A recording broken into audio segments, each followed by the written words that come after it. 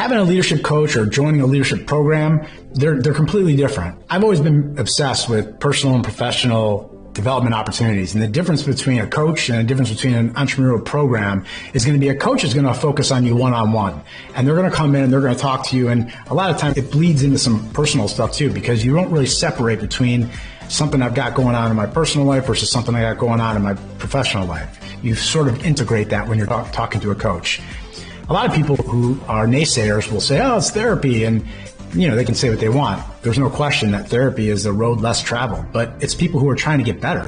They're trying to get more healthy. So having a coach come in one-on-one, that's going to be real specific to whatever it is that you're working on. It's going to be specific to all the challenges that you have. And the more that you open yourself up and the more vulnerable you are, the more you're going to get out of that situation if you have a good coach. Whereas an entrepreneurship program is going to be something where you're going to be peer-to-peer. You're going to be working in a group.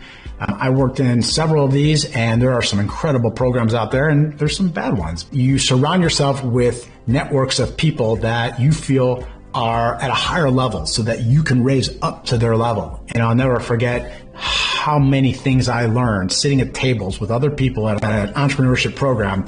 My favorite one of all time is I had someone who was extremely successful that I used to talk to every quarter, and I sat at their table and we had a little bit of a breakout group, and I heard the person say that they are retiring.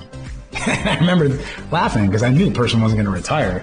I knew this person would never retire their entire life. And they looked me in the eye when I asked them, tell me more. And they said, I'm retiring from working with people that I don't want to work with. I'm retiring from doing things I don't want to do anymore.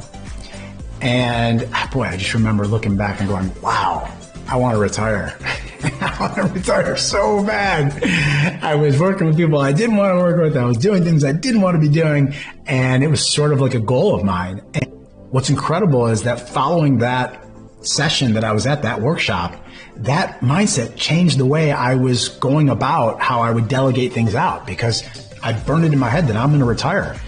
And, I was very blessed to get to a point where I was able to stop working with people I didn't want to work with and be able to delegate all the things off that either I wasn't good at or that I didn't like doing.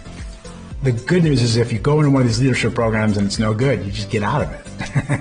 If you have a coach that's not helping you grow, then you just fire them. But you have to be honest with yourself, and you have to really know whether or not you're giving your all. And you have to know if your coach is a really solid coach or if he's fake. Because if you have a coach that's fake and they're just doing it to make their paycheck and they're just putting you through a process that's kind of a boilerplate template that their company has, I say caution. Caution doesn't mean it can't work. It just means it's not tailor-made for you. And I think leadership coaching should be really focused on someone who's made an investment and pouring yourself into that person and giving them an experience that allows them to grow and become their own biggest influence.